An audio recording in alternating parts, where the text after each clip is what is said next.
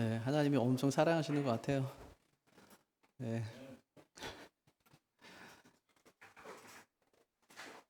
우리 지난주까지 복음의 마지막 퍼즐을 다 맞췄어요. 그렇죠? 네, 1장부터 11장까지 이제 복음이 뭔지 이론에 관한 이야기를 나눴었는데 그 마지막 퍼즐이 뭐라고 그랬어요? 이방인의 충만한 수가 다 차면 하나님께서 온 이스라엘을 다 구원하겠다. 온 이스라엘은 누구라고 그랬죠? 유대인뿐 아니라 이방인도. 네, 하나님이 부르시는 모든 사람. 그 사람들이 다 차면 내가 다 구원할 거야. 이렇게 하나님께서 말씀하셨어요. 여기서 우리가 알 수 있는 것 첫 번째, 구원에는 때가 있다. 구원에 때가 있어요.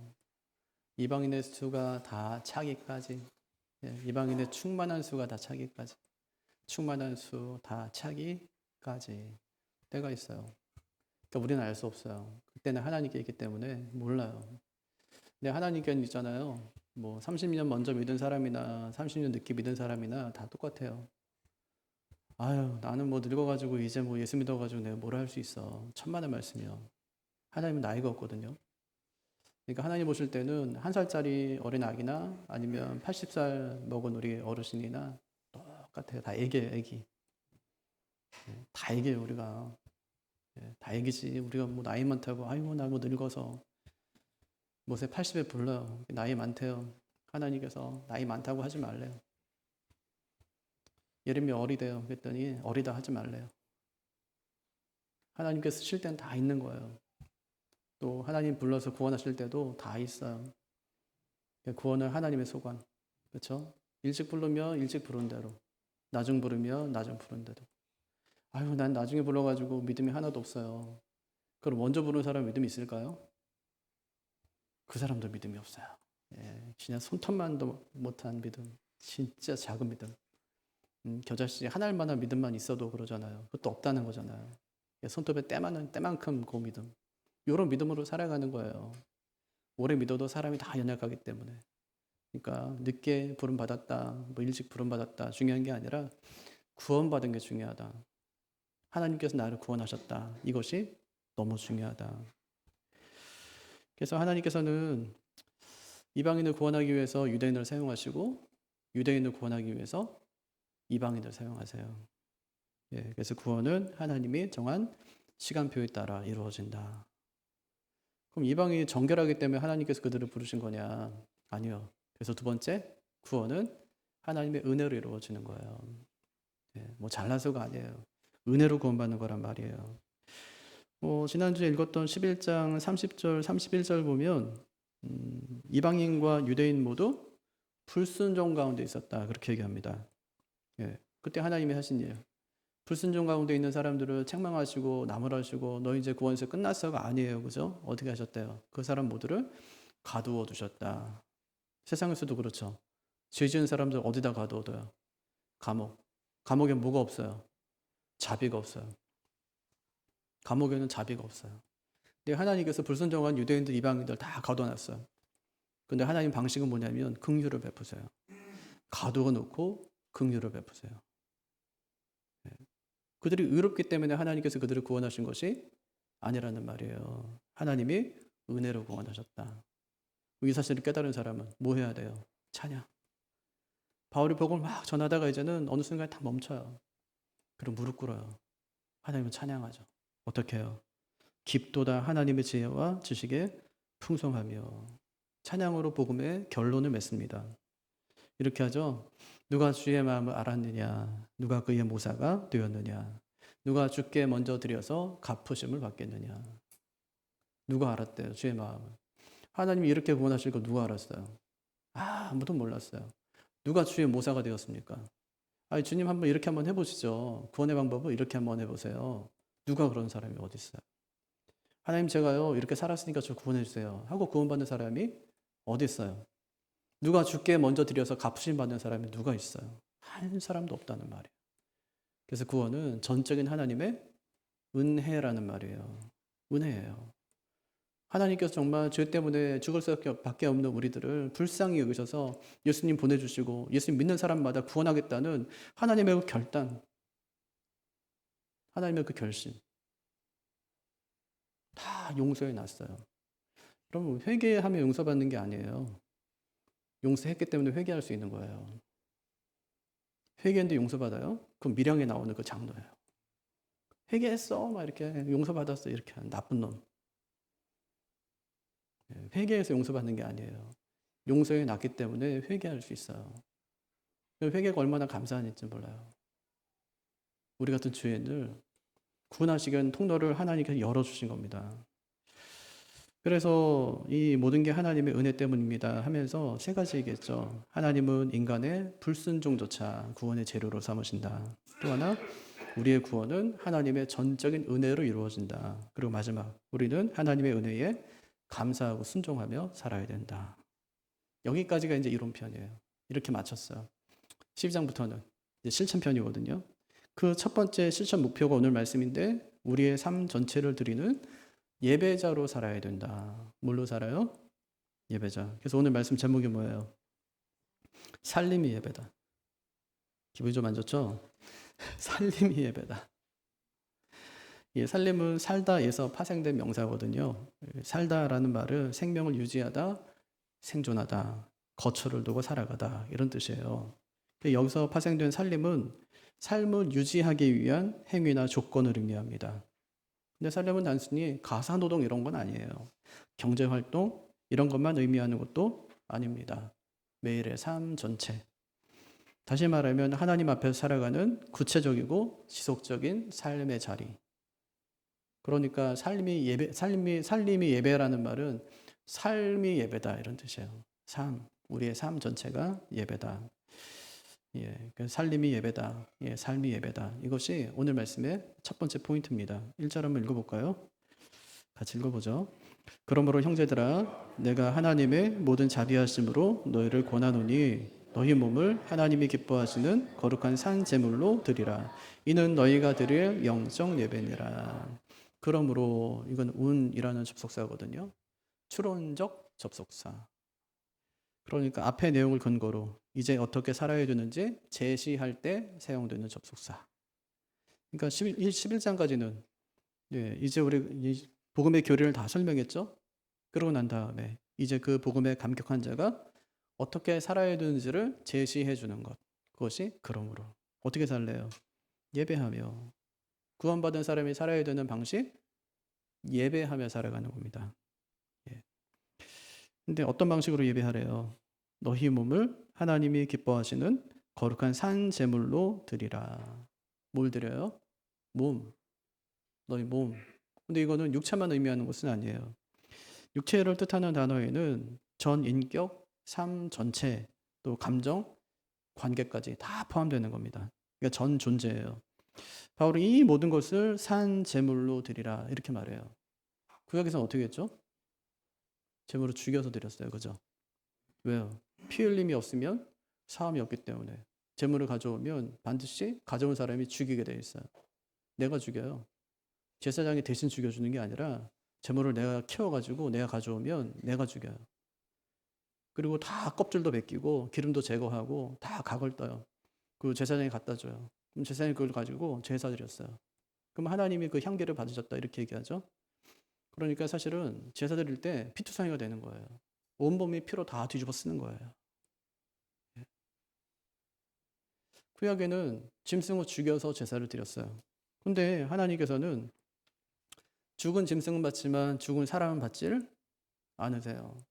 그래서 레위기 18장에 보면 사람을 제물로 바치는 것 금지 이렇게 나와요. 그건 당시 이방 신들을 섬길 때 이방인들이 하는 일이었었거든요. 인신 제사 드리는 거. 하나님께서 사람을 죽은 사람 받지 않아요. 그래서 어떻게 하라는 거예요? 우리더러 산 제물로 하나님께 드리라 이렇게 말해요. 죽은 제물이 아니라 산 제물로. 살아있지만 하나님 앞에서 죽은 자처럼 하나님의 뜻에 온전히 순종하는 사람이 되라는 거예요. 죽지 않았는데 순종할 수 있어요? 제가 하나님께 순종하기 원합니다. 근데 안 죽었어요. 안 죽었는데 순종이 돼요? 순종은 안 죽으면 안 돼요. 하나님 명령에 말씀에 순종하는 건 죽어야 되는 거예요. 그래서 온전히 순종할 때 거룩한 산 제물이 되는 거예요. 구약에서 제물 드릴 때 흠 없는 거 드렸잖아요. 흠 없고 수컷이고 1년 되고 그런 양 가져와 이렇게 말씀하시죠. 흠 없는 것. 그럼 우리 드릴 때는 정결하고 구별된 삶을 드리는 겁니다. 바울은 그것을 영적 예배다 이렇게 얘기했어요. 영적이라고 하니까 우리는 굉장히 신비롭고 감정적이고 이런 것들을 생각할 수 있는데 이 영적 이런 로기케라는 단어 안에는 이게 이성적이고 합리적인 게 그 안에 포함되어 있어요. 이성적이고 합리적이고 논리적인 거예요. 그러니까 복음을 알았어요. 아는 사람이라면 그 은혜에 합당한 방식으로 삶 전체를 하나님께 드리는 것이 마땅하겠죠. 예. 그래서 그 합당한 방식이 뭐냐? 그게 예배라는 거예요. 복음에 대해 다 들었어요. 그럼 좀 생각 있는 사람들은 그럼 우리가 그 하나님께 예배하며 살아야 되겠구나 하고 생각한다는 것이죠. 근데 구약의 제사하고 우리가 지금 드리는 예배는 좀 달라요. 구약의 제사는 제사장이 대신 드려줬어요. 대신. 또 특정한 시간에만 이루어졌어요. 그러니까 하나님께서 뭐 매일 제사해라. 뭐 아침 저녁으로 번제했잖아요. 근데 가정마다 했어요? 아니면은 성전에서 성막에서 했어요? 성전에서 성막에서 제사장이 대신 드려주는 거예요. 그럼 하나님께서 그걸 보시면서 내가 드린 것으로 간주해 주시는 거예요. 그것도 대신했어요. 예배도. 또요. 짐승 대신 죽어줘요. 그러니까 구약의 예배와 구약의 제사는 대신해 주는 거예요. 그럼 뭐에 대한 예표일까요? 장차 예수님께서 이 땅에서 오셔서 하실 일에 대한 예표죠. 예수님이 대신, 예수님이 대신 우리 대신 제사장이 되어 주시고 제물이 되어 주시고 예수님께서 대신 우리가 죽어 주시잖아요. 그래서 이제 그 하늘 예배를 온전히 우리가 드릴 수 있게 하시잖아요. 거기에 대한 예표잖아요. 근데 신약 예배는 달라요. 내가 직접 해야 돼, 다. 또 예배도 시간이 없어요. 우리 삶 전체를 통해서 모든 순간, 매 순간 하나님께 예배해야 된다고요. 또 어떤 제물을 드리는 게 아니에요. 나 자신과 내 삶을 드리는 거예요. 구약에서는 제사가 예배였거든요. 근데 지금은 더 이상 제사 드리지 않아요. 왜요? 예수님께서 그 제사를 단번에 이루셨기 때문에. 단번에 모든 것을 완성하셨어요. 그게 이제 히브리서 9장에서 이야기하는 거거든요. 네. 그래서 우리는 제사 드리지 않아요. 예수님께서 마지막 제사를 드리신 거예요. 십자가 번제단 위에서. 그래서 우리는 더 이상 제사를 드리지 않거든요. 더 이상 짐승을 죽여서 제사하지 않아요. 그럼 어떤 방식으로 우리가 그러면 예배하냐? 삶으로. 그래서 바울이 너희 몸을 거룩한 산 제물로 드리라 이렇게 말해요. 구약에서는 제사가 예배였지만 지금은 삶이 예배예요. 우리의 삶이 예배예요. 그럼 어떻게 살아야 돼요? 받은 은혜 따라 세상에서. 1980년대에 한국교회가 얼마나 부흥했어요. 막 교회마다 막 그때는 간판만 달면 교회가 된다고 했어요. 저희 아버지가 80년대에 개척하셨거든요. 그때는 간판만 달면 그 지하가 됐든지 2층이 됐든지 5층이 됐든지 사람들이 왔어요. 그만큼 한국교회가 막 부흥되던 시절이거든요. 그때 막 미국 교회에서는 교회 성장하기로 학문이 막 생겼어요. 근데 그때 가장 세계에서 많이 부흥을 이뤘던 나라가 우리나라거든요. 미국의 신학자들이 우리나라에 다 들어오는 거예요. 그래서 교회를 막 돌아봤어요. 출국 직전에 소감을 물었어요. 그래서 한 학자가 이렇게 얘기했어요. 한국 교회에는 주일은 있는데 월요일은 없네요. 예배는 뜨거운데 삶이 빠졌다는 얘기예요. 우리는 어떻습니까? 여러분 삶이 예배예요. 이거 진짜 잊지 말아야 돼요. 우리의 삶이 예배다. 그래서 두 번째 포인트가 예배의 핵심은 사람이라는 말입니다. 우린 흔히 이제 예배가 중요하다 그렇게 얘기하거든요. 근데 제가 얼마 전에 한 음향회사에서 이사로 계셨던 분 얘기 들었는데 아주 큰 회사예요. 그런데 하는 말이 한국 교회가 음향회사 다 먹여 살린대요. 진짜 좋은 건 다 한국 교회 다 들어간다는 거예요. 근데 진짜 작은 교회들도요 수백만 원, 수천만 원씩 다 갖춰 놓습니다. 예배당을 지을 때 가장 많이 들어가는 부분 중에 하나가 음향이에요. 그거 우리 되게 중요하게 생각하거든요. 찬양 중에 그런 거 있잖아요. 몸밖에 드릴 것 없어 이 몸 바칩니다. 근데 한국 교회는 장비밖에 드릴 것 없어 장비를 바칩니다. 이렇게 찬양해야 돼요. 우리는 그거 되게 중요하게 생각하거든요. 근데 외형적인 요소보다 더 중요한 것이 있어요. 예배에서 가장 중요한 거 사람이에요. 하나님은 재물도 받지만 사람도 받으십니다. 창세기 4장을 보면 최초의 예배가 나옵니다. 최초의 예배. 그게 아벨과 가인이 드렸던 예배예요. 근데 하나님께서 사람만 받거나 제물만 받지 않으세요. 어떻게 하냐? 둘 다 받든지 둘 다 받지 않든지. 아벨과 제물은 받으셨지만 가인과 제물은 받지 않으십니다. 왜 그랬을까요? 이건 제물 문제가 아니에요. 사람 문제. 어떤 문제인데요? 믿음이 없어요. 믿음이 없어요. 히브리서 11장에 보면 믿음으로 아벨은 가인보다 더 나은 제사를 드렸다. 이렇게 얘기합니다. 그러니까 가인은 제물 준비는 했지만 사람 준비가 안 된 거예요. 그래서 하나님께서 그 제사를 받을 수가 없어요. 그리고 예배는 두 종류로 나눌 수 있거든요. 이렇게 이제 교회에서 함께 모여서 드리는 공예배. 또 하나는 삶으로 드리는 예배. 이 공예배하고 삶으로 드리는 예배가 각각 분리되어 있지가 않아요. 뭐 어떻게 됐냐? 연결되어 있어요. 두 종류의 연결인데 하나는 강한 연결, 하나는 약한 연결이에요. 이 예배를 약하게 연결하는 사람은 공예배를 토요일부터 준비해요. 목사님 강한 연결 아닌가요? 그 정도면? 아니요. 약한 연결이에요. 그게. 약한 연결은 토요일부터 준비하는 거예요. 요즘에는 토요일은 쉬기 때문에 금요일 날 이제 일을 마치고 나면 토요일 주일에서 이제 여행도 많이 가곤 하죠. 근데 우리가 주일 예배 위해서는 토요일 저녁부터 준비하는 게 좋아요. 말씀을 읽거나 또는 기도를 하거나 가정에서 예배를 드리면서 그렇게 하는 거죠. 그런데 이것은 삶과 예배를 연결하는 약한 연결이에요. 그 정도 하는 게. 바울이 여기서 지금 말하는 것은 삶과 예배의 강한 연결입니다. 이것은 예배 때의 마음가짐으로 일상을 살아가는 겁니다. 예배 때 들은 말씀을 삶에 적용하고 우리의 모든 삶을 하나님께 드리는 제물로 삼는 거예요. 우리의 산제물이 뭘까요? 우리의 산제물, 그것은 일상이라는 삶입니다. 구약의 제물이 짐승이었다면 지금은 일상이에요. 그런데 구약에도 제물은 사람이 준비했듯이 지금 일상을 살아내는 것 또한 사람이라는 말이에요. 그래서 일상이라는 제물을 내가 하나님께 올려드리는 거, 이게 뭐냐면 이것이 예배예요. 일상이라는 삶을 하나님께 올려드리는 거. 왜 노랫말 가사 중에 사람이 꽃보다 아름다워 이런 말이 있잖아요. 그런데 사람이 제물보다 아름다워요. 하나님은 제물만 받는 것이 아니라 사람도 받으십니다. 우리 예배만 받는 것이 아니라 우리도 받으세요. 그러니까 삶은 진짜 막 개떡같이 우리가 살아가면서 우리의 예배는 좀 받아주길 원한다면 어떨까요? 이사야서 1장에 보면 하나님 막 분노하세요. 헛된 재물 가져오지 마라. 누가 이거 요구했냐? 나는 수송아지나 어린 양이나 순염소의 피 내가 원하지 않는다. 니들이 자꾸 이런 거 가져오는데 누가 가지고 오라고 했냐? 아무리 자주 오고 많은 걸 가져와도 그건 내 마당만 밟을 뿐이다. 그러니 더 이상 이런 거 가져오지 마라. 이렇게 말씀하세요. 왜 그렇게 하십니까? 그 다음이 진짜 중요한데 성회와 아울러 악을 행하는 것을 내가 견디지 못하겠노라. 이렇게 말씀하세요. 이런 집회예요. 집회와 함께 예배와 함께 악을 행하는 것을 내가 견디지 못하겠노라. 그래서 하나님이 하시는 말씀이 제발 헛된 재물 가져오지 말래.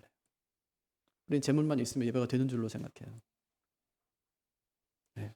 근데 하나님께서는 아니에요. 아무리 좋은 것들이라도 상관이 없어요. 소용이 없어요. 이것이 선지서의 일관된 메시지인데 구약의 마지막 책인 말라기에도 누가 성전 문 좀 닫아달라 이렇게 얘기해요. 아무도 들어오지 못하도록. 들어와서 헛된 예배 좀 드리지 못하도록 누가 와서 성전 문 좀 닫아달라 이렇게. 그곳으로 구약이 마친다는 것이 얼마나 가슴 아파요. 그리고 더 이상 하나님 메시지는 없었어요. 400년 동안. 하나님께서 말씀하지 않았어요. 성전문 닫아줘. 끝났어 이제 너희. 이스라엘이 제사 안 드린 거 아닙니다. 꾸준히 드렸어요. 근데 문제는 제사는 드렸지만 삶은 떠나 있었고 집회로 모였지만 순종은 없었다는 겁니다. 여러분 하나님이 기뻐하는 예배가 뭘까요? 예배와 삶이 강하게 연결되어 있는 예배입니다.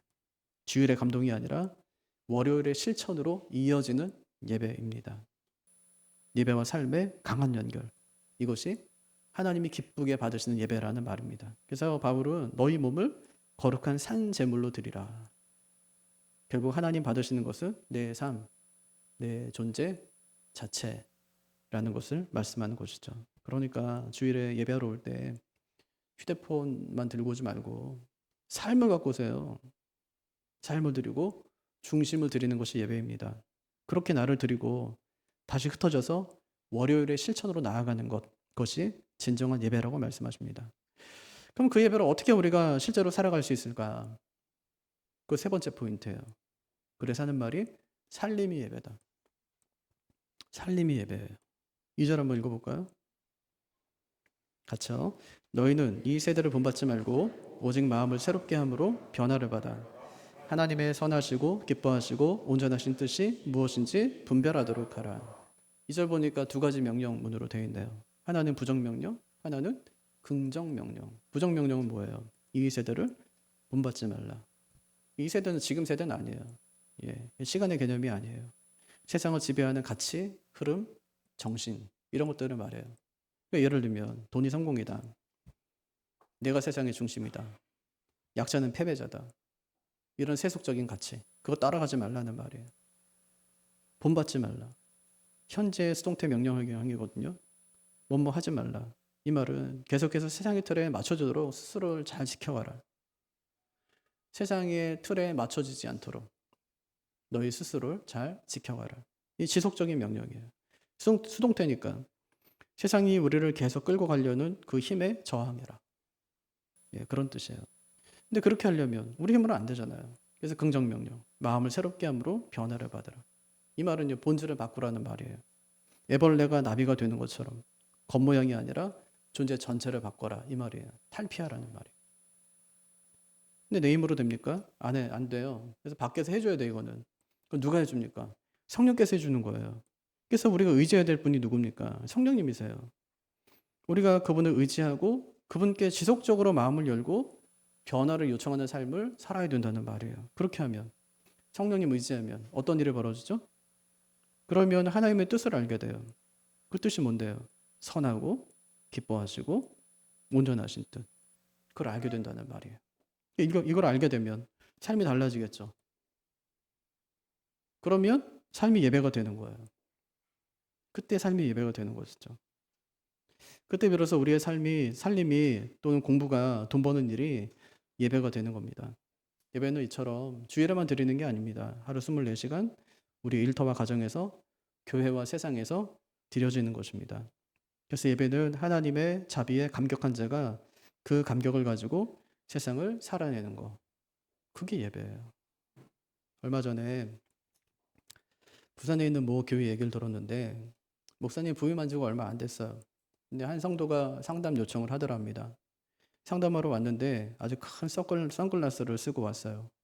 그래서 목사님이 선글라스 좀 벗고 얘기합시다. 그렇게 하니까 벗었는데 보니까 한쪽 눈이 시퍼렇게 멍이 들어있어요. 남편에게 맞았다는 거예요. 그 남편은 교회는 다니지 않았지만 아내가 다니는 것에 대해서는 별로 반대하지 않던 아내였어요. 남편이었어요. 근데 아내가 이제 대구로 집회를 다니는 거예요. 부흥회 한다니까. 그러니까 밤낮 거기 쫓아다녔을 거 아니에요. 집회 갔다 오면 늦은 밤이 되니까 어떻게 밥을 차려주겠어요. 그래서 부부싸움을 했다는 거예요. 내가 언제 교회 가는 거 막았냐. 그래도 밥은 해놓고 다녀야지. 그럼 아내가 가만히 있진 않잖아요, 또. 내가 뭐 늘 그랬냐. 특별히 부흥회니까 그랬지. 이 정도도 이해하지 못하냐. 그렇게 막 싸움을 하는 거예요. 그러다가 아내가 문득 내가 부흥회 가서 은혜 받은 거 여기서 다 쏟아내는구나 싶은 마음이 들었어요. 남편을 향해서 뭐라고 했겠어요? 사탄아 물러가라 그랬대. 그러다가 남편한테 주먹으로 맞은 거예요. 그래서 한쪽 눈이 시퍼렇게 돼서 목사님 찾아왔어요. 그 말을 듣고 목사님이 이렇게 말했습니다. 남편이 참 좋은 분이네요. 아내가 사탄이라고 했는데 한쪽 눈만 때리다니요. 아마 저 같으면 두 쪽 다 때렸을 거예요. 그리고 교회를 돌아보니까 의외로 신앙생활을 열심히 하는 가정일수록 문제가 많다는 것을 알게 되었습니다. 교회 봉사 때문에 가정에 불화가 있고 관계가 깨지고 위기에 처한 가정들이 많다는 것을 알게 되었어요. 그래서 전사님하고 함께 암행어사 신방을 하게 되었답니다. 갑자기 찾아가서 배를 누르는 거예요. 그 문을 살짝 열면 전사님이 바로 들어가가지고 싱크대하고 옷장만 열어보고 냉장고 열어보고 정돈이 잘 되어 있지 않으면 교회 봉사 금지령 6개월 말로 선포하기 시작했대요. 그러니까 교인들이 막 수군대기 시작했습니다. 그러자 목사님이 이렇게 선포하셨어요. 살림이 예배다. 살림이 예배다. 여러분, 살림하는 사람이 살림을 예배로 생각한다면 아무렇게나 막 할 수 있겠습니까? 가장 영적인 예배는 삶으로 드리는 예배입니다.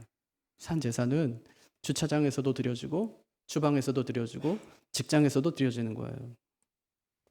예배 마치고 이제 밖에 나갔더니 누가 내 차를 가로막고 있어요. 빨리 가야 되는데 아무리 전화해도 안 받아요. 화딱지가 막 나는 거예요. 새 차처럼 보이니까 자동차 옆을 쓱 하고 긁었어요. 마음이 시원했죠. 제가 그랬다는 건 아닙니다. 얼마 전에 후배 목사님을 만났어요. 자기네 교회 주차장 수백 대 될 수 있대요. 근데 한 주도 주차 때문에 성도 간에 싸우지 않는 날이 없대요. 매주마다 주차 때문에 성도 간에 싸움이 일어난답니다. 우리 예배는 예배당에서 끝나는 게 아니에요. 예배당에서도 주차장에서도 직장에서도 학교에서도 드려져야 합니다. 우리의 말씀 듣는 귀 또는 밥을 짓는 손, 직장 동료를 대하는 태도, 이 모든 것이 하나님께 드려지는 산 제물이 되어야 한다는 말이에요. 하나님은 그런 예배자를 찾으십니다. 우리의 삶이 예배가 되게 해야 돼요. 그것이 우리가 드릴 마땅한 예배다 하고는 말씀하십니다. 삶으로 예배하는 우리 모두가 되기를 주님의 이름으로 축복합니다. 자리에서 일어나셔서 우리 함께 찬양하겠습니다.